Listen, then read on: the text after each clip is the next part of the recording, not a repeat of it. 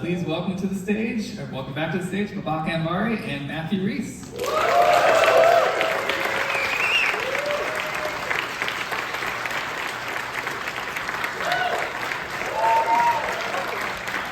I'm really glad that everyone loves this movie as much as I do. I have a lot of questions about it, but I will also go to the audience eventually if you want to start thinking of some questions. But my first one for you is, how long has this project been kicking around? How did it first come to you? What's the origin story here? The origin story is that I received the script by William Gillies, and I from my producing partner Lucan, and it was like, this is really tense, and it's a page turner. Read it, and I read a lot of scripts, and I was like, oh yeah, let's see. I started reading it, and I was like, oh my god, immediately I know exactly how to do this. So then the way we put it together, I was like, first I went off, I was involved in another project, but that didn't happen, so I came back, and I'm so glad that I managed to do it. It came together pretty quickly then after that. Especially after finding our wonderful cast. And they pulled out, and then we did it. Yeah.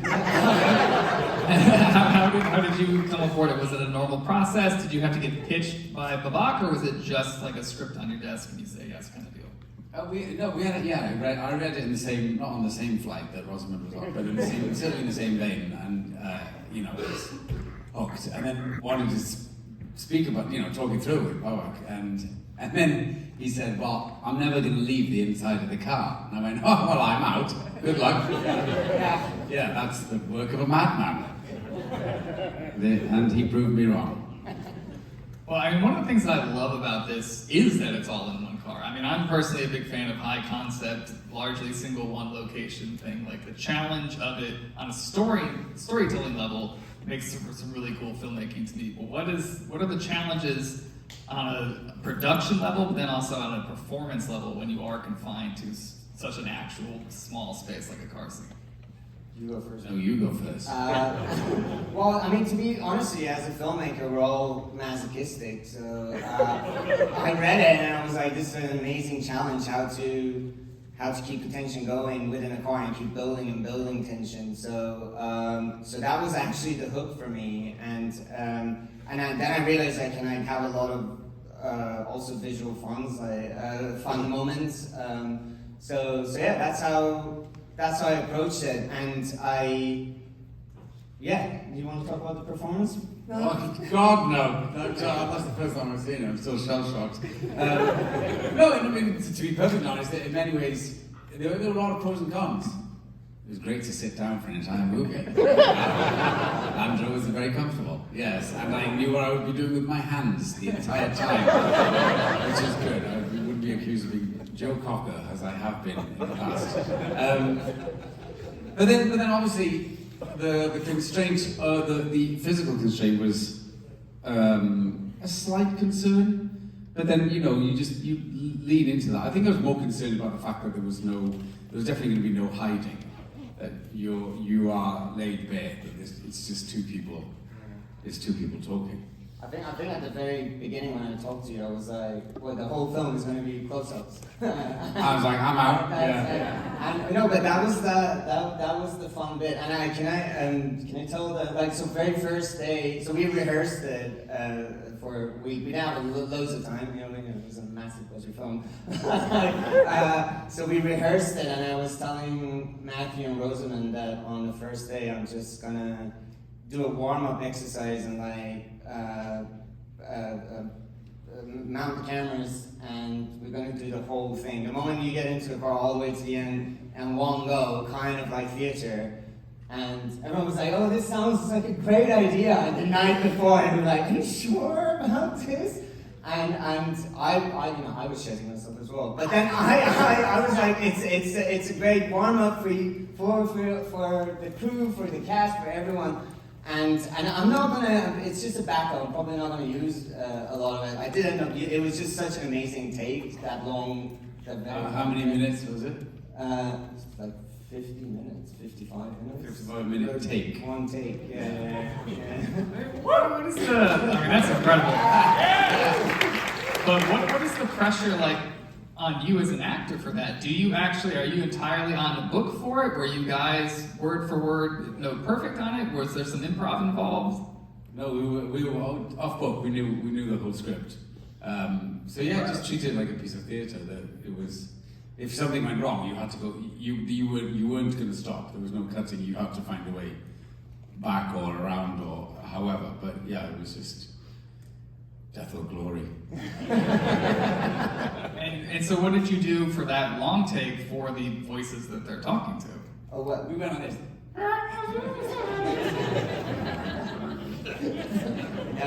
Well, they did, obviously, Rosamund Matthew did a wonderful job with the voice of the strange couple on the other side.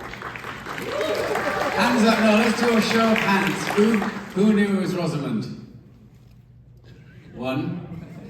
Well, as you were watching it. Producers don't count, you know. Well, that's good. Yeah, that's great. I mean, we had two wonderful people with Megan, who played the daughter, in a booth that they called the trauma booth because they had to be there and like do the voices. So we had like these wonderful readers who were like trained theater actors to do the reading, and obviously then we replaced it. They gave us the performances, really. Me and Ross were like, oh, that's good. I mean, I thought of doing it like that. Strong choices. So, I mean, how do you maintain tension? I guess if you did it for one unbroken take, it's different, but as you're building it throughout, when it's a purely conceptual threat, like the two main leads don't know for sure what's happening. The audience can they know what genre they're in, they might know where things are certainly going, but on set, how do you maintain that tension when it's all just ideas? That's a good question. To be honest with you, that warm-up we did on the first day, even though we were all slightly worried about it, did give me some level of confidence, and also made me realize like which moments need, some more love or like some readjustment. So that really helped me at least. And was it when we were shooting, we all felt it was intense. Yeah, it was certainly one of the more intense shoots I've ever done. And it was relentless, obviously, because you would just do take after take after take, until he woke up. Yeah, did they get it? Good. Yeah. And it was like, I was really, I feel for you, because it was quite claustrophobic, and with the moving images. And Yeah. But that all helps. Other questions out here as we're running out of time? Here we go. So to what you were just saying, like, does acting anxiously that long? Like, do you go home and you're just like, I need like to decompress? Does it like affect you? Yes. Yeah. The question was acting like that. Is it? What do you do to deal with Oh, we drank a lot. There was a lot of drinking, and I realised early on, weirdly, it was this muscle right here that got sore the most. We were both just like that for most of it. Acting's easy, just laugh. And Rosamund was like, "You look confused, not traumatized." I was like, "Thanks for the tip." No, it did take its toll, because you're not. It wasn't.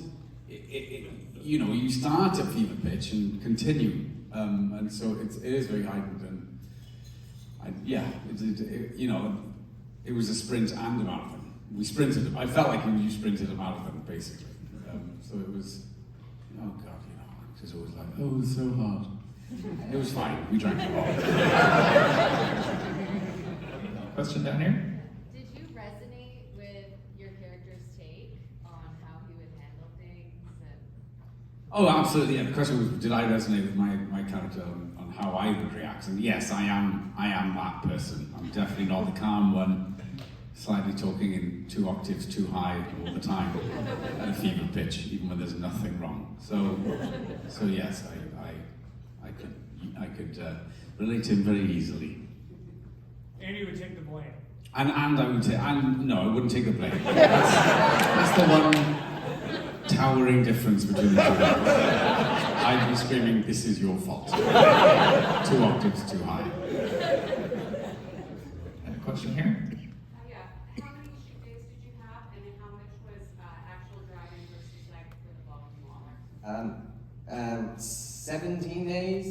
it was pretty tight schedule, and pretty much like I would say 90% of it was volume. Like the moment I read the script, I told the producers the best way that I, like the only way I see it is to take his car into a studio and do against LED screens and like dismantle the car, and the car becomes our set, and that would give me more freedom. And it's already limited to shoot in a car, so that would give me a bit more freedom to play around with things visually. So yeah, like 90% of it was volume. We did some real car stuff, but yeah, yeah. Oh, here we go. Will? In terms of tone management, what was it like considering a very specific deployment of intentional humor in order to kind of break up the rhythm or reset things, and whether or not it was worth breaking the tension of the moment to make that work? I think in any, I think in such sort of intense movies, every now and then you do need a tiny bit of a break. And you know, that was always like, hats off to Will. Those moments were in the script, and when we were doing a rehearsal, we kind of like sharpened them. Like, just like as we were doing the reading, we realized like, okay, maybe we need a tiny bit of like a break here. And but the idea was to do this basically, and then keep going higher and higher and higher. So yeah, that's. Do you have anything to add to that? I rarely had anything ever to add to those shoot days, so no. All right, we've got time for maybe one last question. If not, I'm going to ask it. Oh, wait. Oh, here we go. You had some very like exotic fencing looks. Mm-hmm. Were you being innovative and doing, I don't know, were you pushing the edge, or were you using the best of old-fashioned techniques like zollies and stuff like that? 'Cause you're really getting some interesting angles and perspectives on the faces of those emotional moments. Oh, thank you very much. Yeah, that was all planned with my wonderful DP who's sitting here. Kid, hi. Yeah, we that was all planned, like, and we actually in a 3D software that Kit uses, we put a model of the car, and we literally planned, and we were trying to, yeah, we broke down the script, and we were like, what are the moments that we want to just like have those heightened visual sort of elements? So yeah, that was all. And look, like any movie, we tried, and some of the stuff was perfect in the edit when I was editing with my wonderful editor Laura, who's also here, and then some of them, and then some of them, you would think that in theory, like in your imagination, it was like, oh, this could work wonderfully, but when you cut it in, you're being, oh, it's just breaking the moment. So it was just like a balancing act. I hope I answered your question. All right, awesome. Well, thank you all very much. Again, give up a huge round of applause for the work here at Hallow Road. And pull out your phones and vote right now. This movie's fucking awesome. 5 stars all around.